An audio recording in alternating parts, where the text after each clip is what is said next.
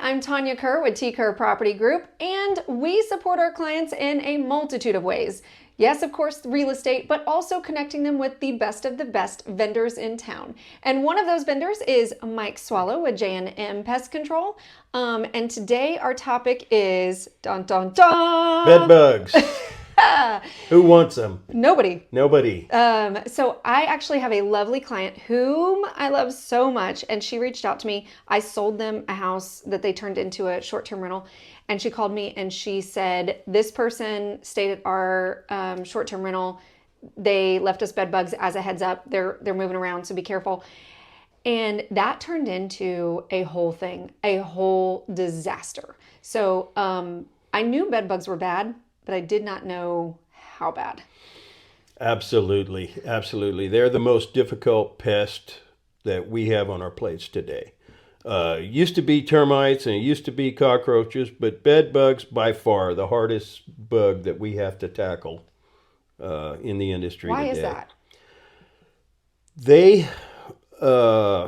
Their habits are to get in every crack and crevice from the floor to your furniture, to the ceiling, all your photographs, pictures on the wall hangings, electrical outlets and switches. They're just hiding in anywhere you can put a calling card that size of crack. They're living in it and hiding in it. And they are a totally domestic animal. Okay. Which means we have to move them. People have to move them. We have to move them in our luggage, our furniture, appliances, and that's how they get from one place to another.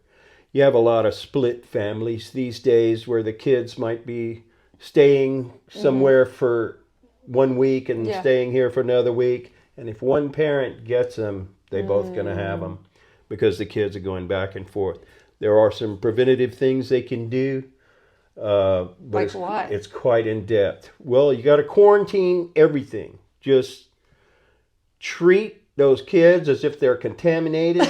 When they get home, strip them down in the garage and take all the clothes out of the luggage and at least if it hasn't been used, you can throw it in the dryer. What's the temperature that a bed bug dies? 135. Okay, because I have seen Adam travels a ton for work, and because he does that, he will always leave his clothes like in a hot garage for a couple days or things like that to try to, just because. That might help. But it won't do the job. It's not enough. Okay. So great. I recommend to homeowners, we can't use it because it's not labeled for bugs, but cheap isopropyl alcohol mixed, I think it's 60-40 with water in a spray bottle, and open up your luggage, test a spot, make sure it's not going to bleed out. Most good luggage won't. And spray that in all the corners and crevices, or spray your whole luggage with that. Before you go? After you get back? Yes. Okay. So you're doing this after you've removed all the clothing and put into the dryer, or if it's soiled, into the washer and then the dryer. Okay. So the hot water setting on the washing machine as well. If somebody gets bed bugs. And the kids, straight to the shower. Okay. You can do it. You can do it, but it has to be done meticulously that way. And if somebody gets bed bugs, number one, I want to know, what does a bed bug look like? How do you know you have them? And then also, if somebody does get bed bugs, what do you do aside from call you? I guess what you do when we call you. Yes, we're going to do a thorough inspection. And I'm talking about thorough. We get down on our hands and knees and we have to look like we want to find them. Okay. And that's how hard we look for them. If we've looked for an hour to an hour and a half and we still can't find anything, we're going to assume that there's not any. But we'll leave monitoring traps in the conducive areas. Monitoring traps? Yes. This sounds very high-tech. Baited glue boards is basically all they are. Okay. There's 100 different kinds that produce CO2 and all. There's different ones that we'll use depending on the severity. If it's a hospital room or a hotel room at one of the big chains, we're going to have to go a little farther and use some products that are designed to fit under the bed Okay. posts that anchor to the floor. So we put them under there, and then we can trap anything that's going back and forth. And how does somebody know that they have bed bugs? Because, I'm on these Facebook groups, like all these mom groups, and people will post they'll post a picture and they'll say, what is this? I mean, how does somebody know that it's a bed bug?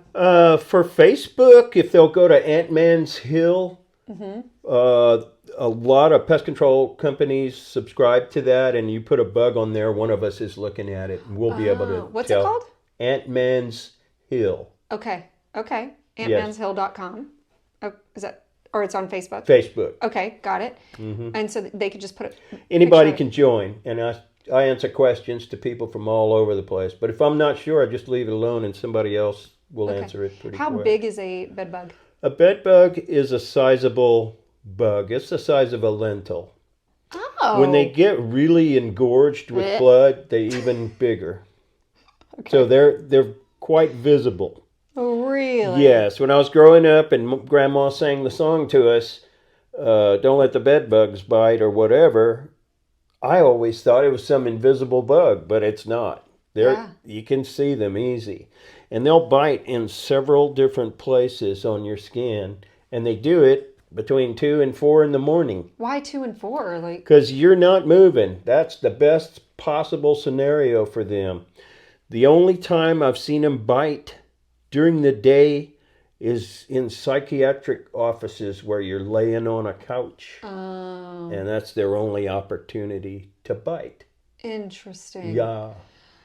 Well, the more you know. I'm not sure this is something I wanted to know, but... You can pick these things up in a movie theater, on a bus, Oh, well, now I don't want to go in. Great, now I'm going to be a hermit. Awesome. I'm so scared of getting them. When we bring our load, my wife she'll start looking at her phone while we're taking the luggage to the room. She knows we're not taking the luggage in there until I get out. I'll do a 1-hour inspection in that room. Really? Yes. Before I open all the drawers, I get under, I look with a flashlight, I'm flipping everything over. She got bit by a spider once, so Yeah. Inspect it first. Okay. That's the rule. Yeah. Well, this was fascinating. Thank you for being here. Now you have another tagline that's awesome. So if you watched part 1 about termites, you heard my favorite tagline, but this one's also good. So, at J&M Services, all our pest control products are guaranteed or we'll double your bugs back. So, all right, Mike, if they want to reach out to you for bed bugs, termites, scorpions, whatever it is, how do they reach you? Call my lovely wife, Pepper. She's at 512-294-0119. All right. Well, thank you for being here. She'll get you set up. Yeah. Thank you. All right. All right. Brought to you by T. Kerr Property Group.